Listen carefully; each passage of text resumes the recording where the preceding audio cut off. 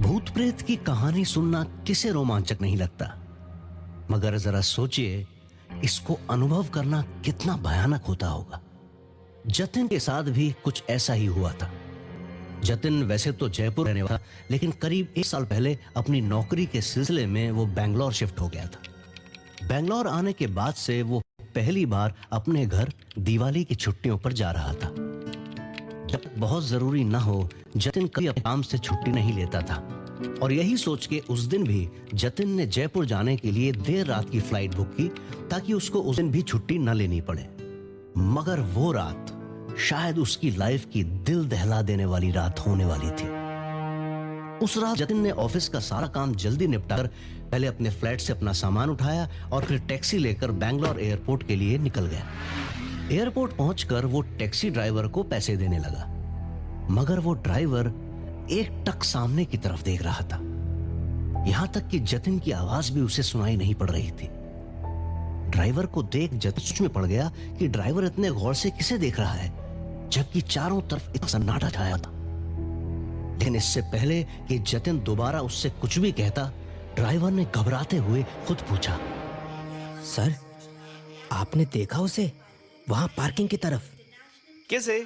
मुझे तो कोई नहीं दिख रहा। वो गायब हो गई सर, वो हवा में गायब हो गई। अरे मुझे क्यों नहीं दिखी फिर? और कोई हवा में कैसे गायब हो सकता है? आप खामखा घबराओ मत।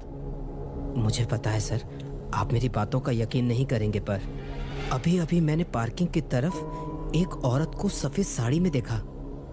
उसने पूरा चेहरा अपने बालों से ढक रखा था सर।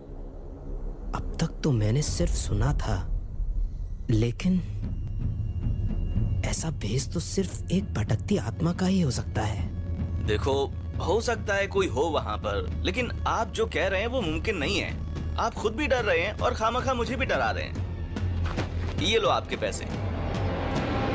ये सुनकर ड्राइवर पैसे लेकर वहां से चला तो जाता है, मगर सच सिर्फ वही जानता है कि उसने उस रात वाकई एक सफेद साड़ी वाली औरत को देखा जो पलक झपकते ही गायब हो गई थी।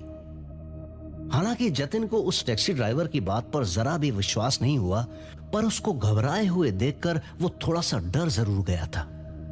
रात के करीब 11 बज रहे थे और उसकी फ्लाइट को अभी काफी समय था, इसलिए वो वेटिंग एरिया में फोन पर गेम खेलते हुए इंतजार कर रहा था कि तभी उसकी नजर एस्केलेटर्स की तरफ पड़ी। पहले उसको महसूस हुआ जैसे झटके से कोई अजीबोगरीब चीज गुजरी हो वहां से, लेकिन फिर वो अपना वहम मानकर गेम पर कंसंट्रेट करने लग जाता है। कुछ देर बाद फिर उसका ध्यान एस्केलेटर्स के पास जाता है। इस बार उसने कुछ ऐसा देखा जिसने जतिन को झंझोड़ कर रख दिया। कुछ देर तक वो अपनी आंखों पर यकीन नहीं कर पा रहा था। एयरपोर्ट जैसी हलचल भरी जगह पर किसी का ऐसा डरावना रूप नजर आना मुमकिन नहीं हो सकता।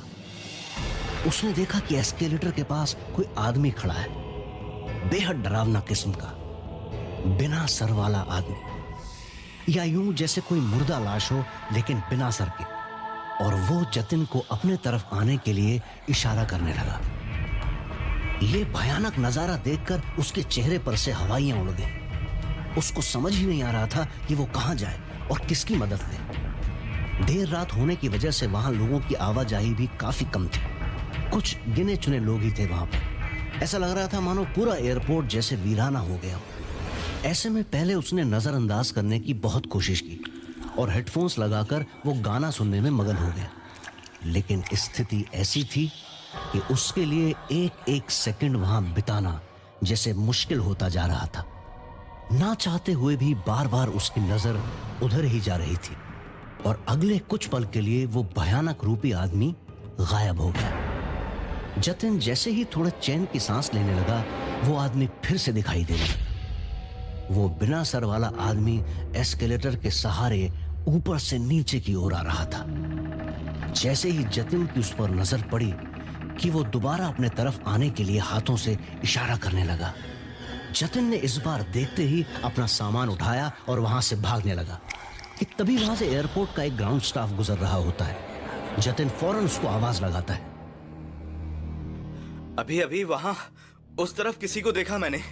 वो बहुत डरावना लग रहा था। सर प्लीज आप डरिए मत, कोई भी नहीं है वहाँ। नहीं, वो सच में खड़ा था उधर एस्केलेटर्स के पास। पहले वो ऊपर गया, फिर नीचे आकर खड़ा हो गया।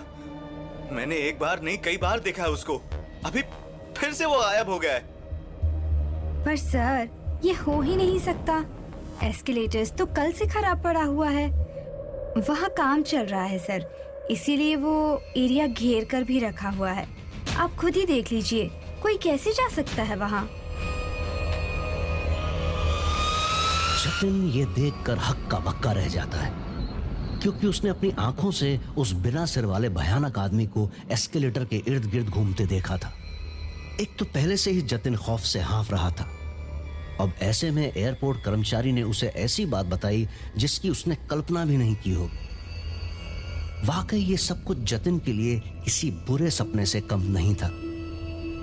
एक पल तो जतिन को भी ऐसा ही लगा जैसे वो कर्मचारी उसकी बातों पर बिल्कुल भरोसा नहीं कर रहा है। लेकिन जैसे ही जतिन अपने शक को दूर करने के लिए एस्केलेटर्स की तरफ बढ़ने लगता है कि कर्मचारी उसे रोक देता है। आप मेरी बात मानिए सर, वहाँ मत जाइए। मैं आपको डराना नहीं चाहती सर, मगर शायद आपने जिस डरावने दिखने वाले आदमी को देखा वो असल में भूत था। और ये मैं आपको कोई सुनी सुनाई कहानी नहीं बल्कि आंखों देखी सच बता रही हूँ। ये चौंका देने वाली बात सुनकर जतिन शॉक्ड हो जाता है कि उसका सामना किसी अजीबोगरीब दिखने वाले इंसान से नहीं बल्कि एक भूत से हुआ है।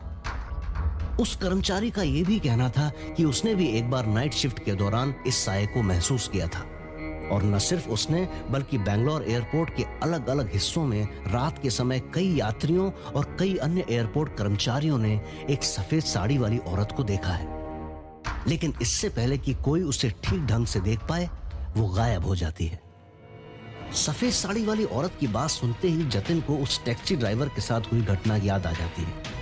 अभी अभी मैंने पार्किंग की तरफ एक औरत को सफेद साड़ी में देखा, जिसने पार्किंग एरिया में सफेद साड़ी वाली औरत को देखा था और वो भी पलक झपकते ही गायब हो गई थी। जतिन को कहीं ना कहीं अब यह एहसास होने लगा था कि टैक्सी ड्राइवर का सामना सच में एक चुड़ैल से हुआ था। मगर साथ ही उसको सबसे ज्यादा इस बात पर हैरानी हो रही थी कि एयरपोर्ट जैसी जगह पर भूत प्रेत का वास कैसे हो सकता है, वो भी बैंगलोर एयरपोर्ट जो 24 घंटे व्यस्त रहता है। मगर हकीकत में भूतों की कोई जगह नहीं होती, वो होने के लिए कहीं भी भटक सकते हैं, शायद इस वक्त हमारे आसपास भी। अब अगली बार जब भी आप बैंगलोर एयरपोर्ट से लेट नाइट फ्लाइट लेंगे तो यहां के डरावने किस्से आपको जरूर याद आएंगे। ऐसे हिला देने वाले एक्सपीरियंस के बाद जतिन के लिए यह सफर करना आसान नहीं था। जयपुर पहुंचने के बाद भी उसकी हालत वैसी ही थी, क्योंकि उसे भूत प्रेत पर कभी से विश्वास नहीं था। मगर उस रात की घटना के बाद से वो एक पल के लिए भी अकेले रहने से डरता था। वो दिन और आज जतिन ने फिर कभी बैंगलोर एयरपोर्ट से रात की फ्लाइट नहीं ली और ना ही किसी को सलाह दी।